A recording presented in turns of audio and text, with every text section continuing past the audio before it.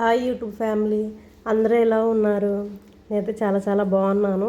మీరందరూ కూడా బాగున్నారని అనుకుంటున్నాను. ఈరోజు కర్రీ వచ్చేసి పచ్చి బఠానీ ఫ్రై. ఇది ఇలా చేస్తారని నాకు కూడా తెలియదు.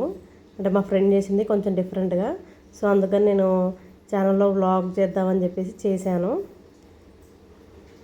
ఒక 2 టేబుల్ స్పూన్స్ ఆయిల్, అందులో తాలింపు గింజలన్నీ వేసిన తర్వాత ఒక 4 నుండి ఒక 5 చిన్నుల్లిపాయలు ఉంటాయి కదా, అవి దంచి వేసుకోవాలి.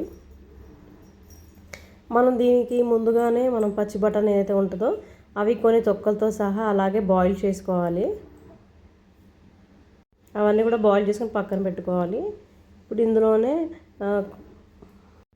కొంచెం కరివేపాకు, 1-2 ఎండుమిర్చి వేయాలి. అసలుకి టైం కుదరట్లా మంచి వ్లాగ్స్ చేద్దామంటే. సో అందుకోసం చెప్పేసి డైలీ ఏదో 1-2 పోస్ట్ చేస్తున్నాను నేను. ఇంకా రంజాన్ ఎపిసోడ్స్ చాలా ఉన్నాయి రెసిపీస్, కానీ అవన్నీ కూడా నేను వీడియో షూట్ చేయట్లేదు.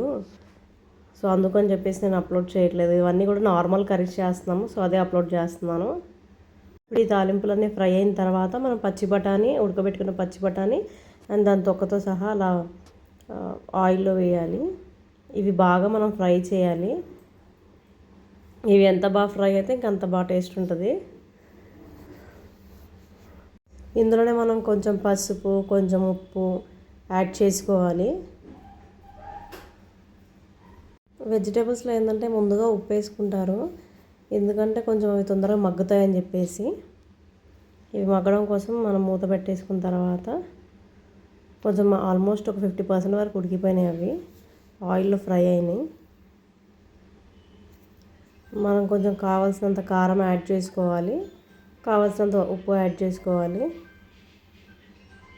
యాడ్ చేసుకున్న తర్వాత ఇంకా మనకు ఆయిల్ మొత్తం ఇంకిపోయేంత వరకు ఫ్రై చేసుకోవాలి. అంతే, చాలా simple recipe and easy recipe and చాలా టేస్ట్ చాలా బాగుంది. అంటే ఇది తొక్కతో తింటారని నాకైతే తెలియదండి. ఇది నేను ఫస్ట్ టైం చూడడము, కానీ చాలా బాగా చేసింది మా ఫ్రెండ్. అండ్ అది నేను కూడా తిని చూశాను, బాగుంది. అది తొక్కతో తింటే ఎలా ఉందంటే కొంచెం పీచుగా ఉంటుంది కదా, అలా ఉంది. సో కొంతమంది ఇలా కూడా ట్రై చేస్తారంట. సో అందుకని చెప్పేసి మేము ట్రై చేసి చూసాము. అంటే మా ఫ్రెండ్ వాళ్ళు ఎప్పుడూ ఇంట్లో చేసుకుంటారంట, అలాగే ట్రై చేశాను, టేస్ట్ చేశాను, చాలా బాగుంది. మీరందరూ కూడా ఎప్పుడైనా వీలైనప్పుడు ఇలా పచ్చి బఠానీ తెచ్చుకున్నప్పుడు డెఫినెట్గా మీరు ఇలా ట్రై చేయండి. Thank you friends, thanks for watching.